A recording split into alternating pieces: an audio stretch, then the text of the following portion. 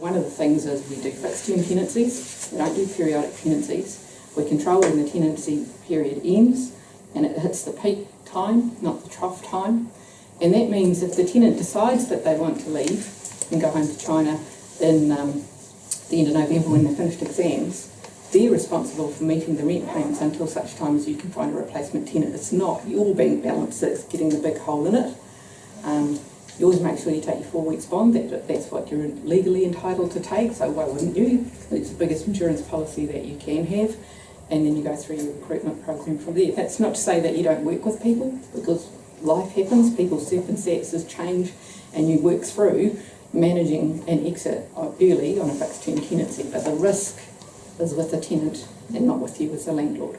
So that's one of the clear things that we would do in the apartment market.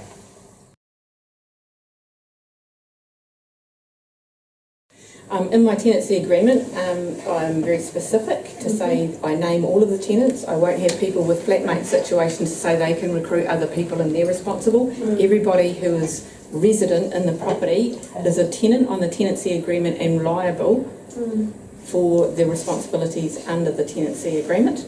It specifically says in my agreement that they cannot have any other people reside at the property without the permission of the landlord or the property manager, so they would be in breach if they put somebody else in.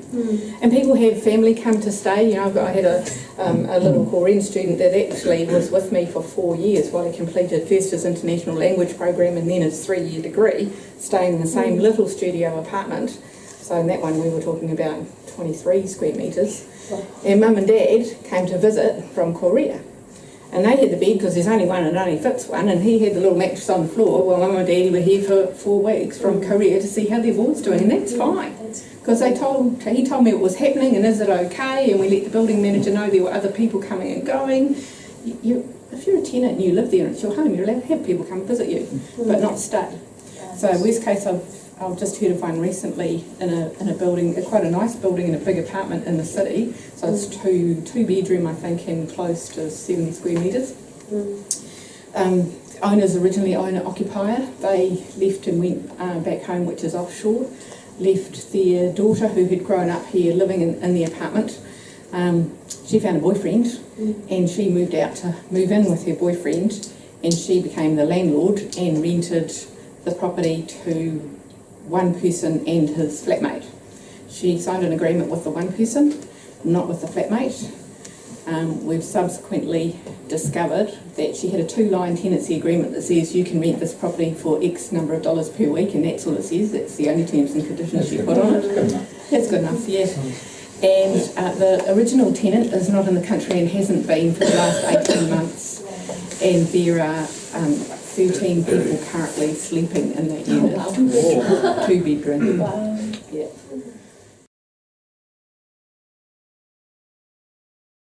Some will be quite happy to take the apartment and hold it because they're actually coming back next year. They're here on an undergraduate degree and they're locked in for 3 years. They do want to go home for 8-10 weeks, and they'll hold it because coming back fresh and finding a new one in the scramble, they've already done that once and they don't want to do it again, and they really like their place and they're happy to keep it. There's a balance between paying rent and not paying rent, and the risk, of course. Some will negotiate that somebody else that I have to approve of lives in the apartment short term while they're away to attend like the summer school or the language prerequisite to enrol next year while they're away. So that person is paying the rent for them and they are holding their apartment. Those sorts of things. If they won't sign up for a fixed term that covers the soft spot, I won't sign them as a tenant.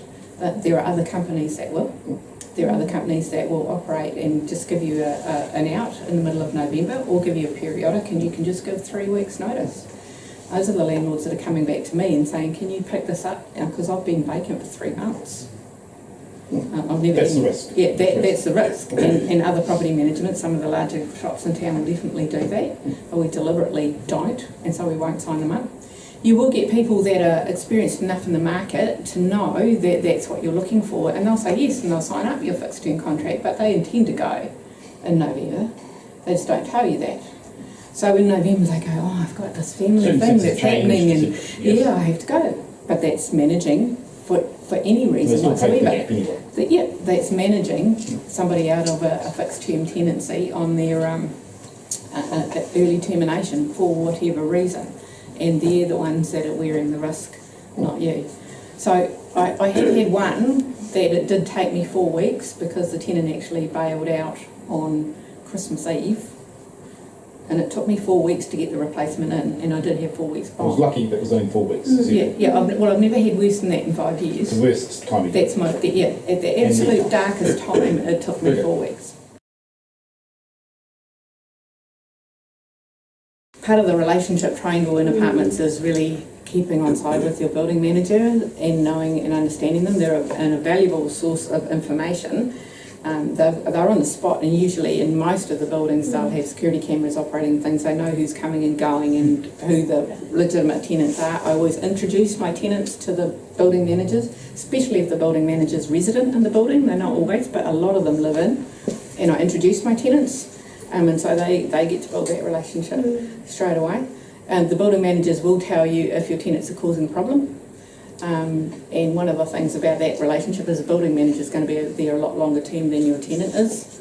So you need to get it sorted quite quickly. And it's usually things like noise, or just being inconsiderate to the person next door. These are small spaces where you've got a lot of people living on the same floor. So if you're being inconsiderate consistently, then somebody's going to have something to say about that.